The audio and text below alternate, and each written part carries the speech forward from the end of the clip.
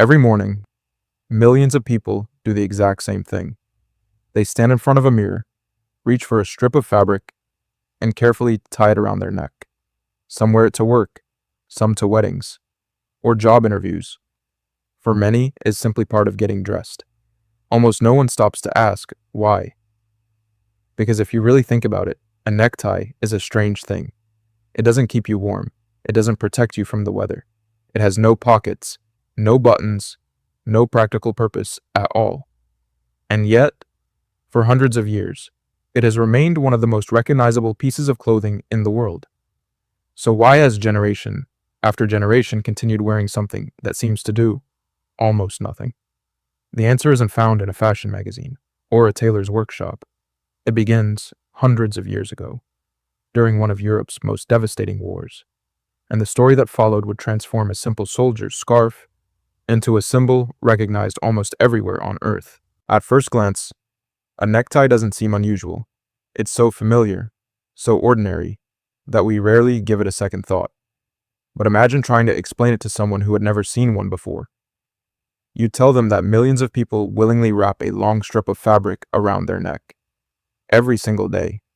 Not because it keeps them warm, not because it protects them from the rain, not because it helps them work, simply because that's what we've decided a well-dressed person looks like.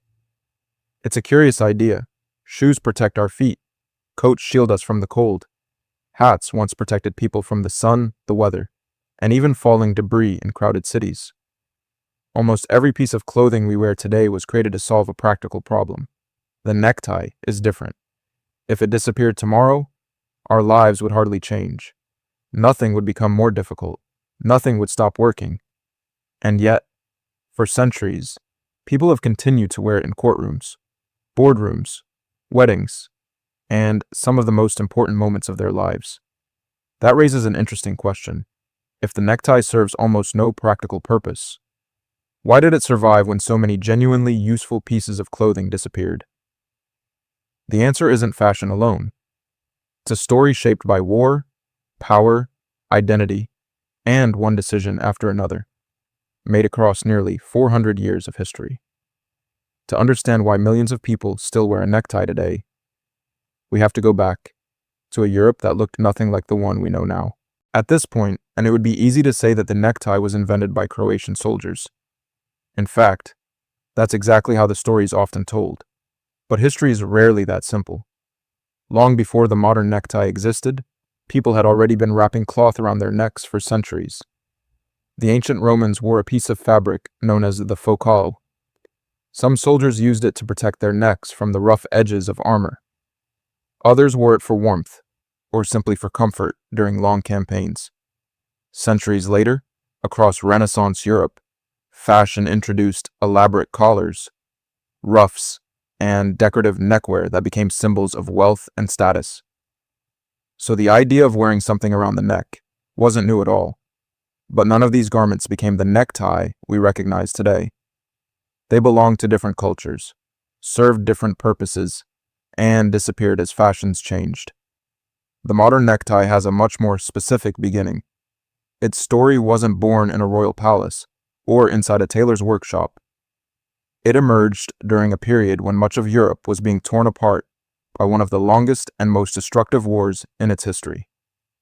A conflict so devastating that entire towns disappeared, millions of lives were lost, and an ordinary piece of military clothing would begin a journey no one could have imagined.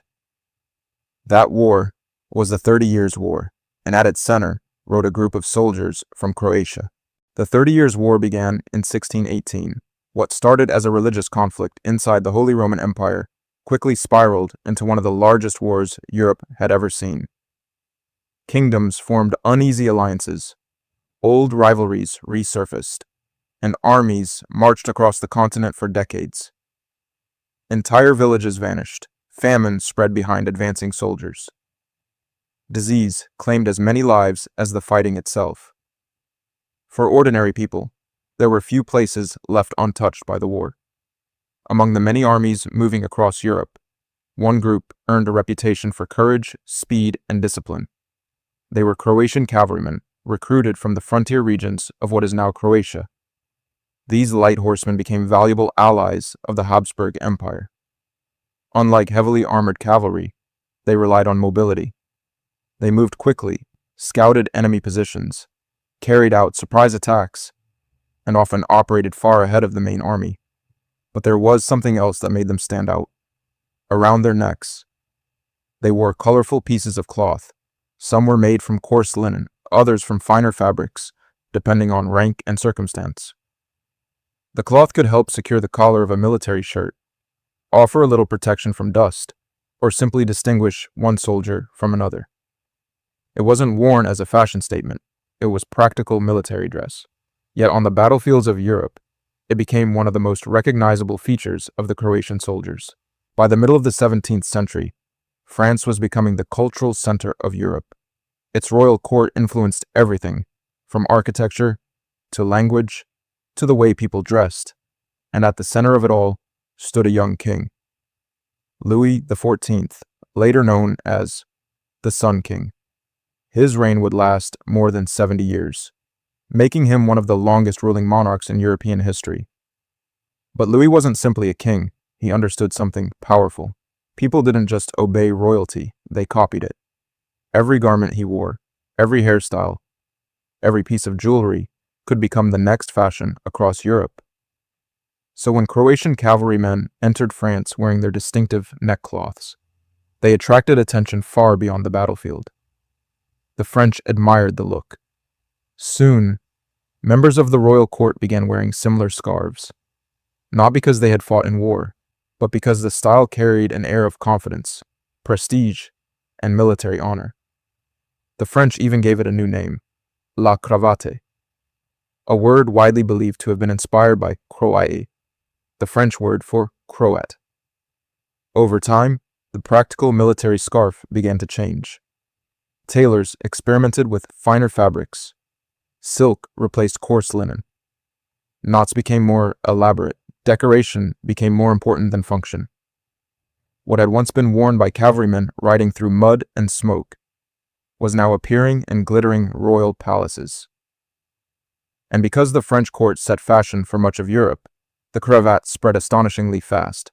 Princes wore it, noblemen wore it, diplomats wore it, military officers wore it. Within a few decades, a simple piece of cloth had crossed one of history's most unlikely divides. It had traveled from the battlefield to the ballroom. The cravat didn't become the modern necktie overnight. For nearly 200 years, it continued to evolve. As fashion changed, so did the cloth around a man's neck. During the 18th century, the cravat grew larger, more elaborate, and increasingly decorative. Some were wrapped several times around the neck. Others were tied into intricate knots that took time and skill to perfect. For the European upper class, getting dressed had become a daily performance. A perfectly tied cravat wasn't simply a piece of clothing. It was a sign of education, wealth, and refinement. But the world was changing. The Industrial Revolution transformed how people lived, worked, and dressed. Cities expanded, factories multiplied, business replaced aristocratic courts as the center of public life. Men no longer needed clothing that displayed noble status. They needed clothing that was practical, professional, and efficient. Fashion responded. The oversized cravat gradually became smaller. The complicated folds disappeared. The knot became simpler. By the late 19th century, the long necktie we would recognize today had begun to emerge. Then came another unexpected influence, the rise of the modern office. Banks, law firms, government buildings, large corporations. As white-collar professions expanded, the necktie quietly became part of an unwritten uniform. It wasn't required by law. No one forced men to wear it. Yet wearing one sent a message. It suggested discipline, respectability, professionalism, even trust. Over time, those ideas became so deeply rooted that the tie stopped being questioned altogether. People wore it because everyone before them had worn it. What began as a military scarf had become a social expectation. And for millions of people, that expectation still exists today. Today, the world is changing once again. More people work from home. Office dress codes have relaxed. Tech companies helped popularize a culture where hoodies and sneakers became just as acceptable as suits and ties. Even some of the world's largest businesses no longer expect employees to wear one. For the first time in generations, the necktie is slowly disappearing from everyday life. So, is this the end of its story? Not quite. Because the tie was never just a piece of fabric, it became something far more powerful. A symbol. Think about the moments when people still choose to wear one. A wedding, a graduation, a courtroom, a funeral, a job interview, a political speech. Some of life's most important occasions. The tie doesn't make a person more intelligent, it doesn't make them more capable, but it changes how they're perceived. It signals preparation, responsibility, respect for the occasion. Whether those assumptions are fair or not, they remain deeply rooted in many cultures. And that's the remarkable thing about clothing. Its greatest power isn't always practical. Sometimes, its greatest power is the meaning people give it. The necktie survived for centuries, not because it solved a problem, but because every generation inherited an idea. An idea that this simple strip of cloth represented confidence, professionalism, and belonging. In other words, people no longer wear the tie because of what it does. They wear it because of what it says.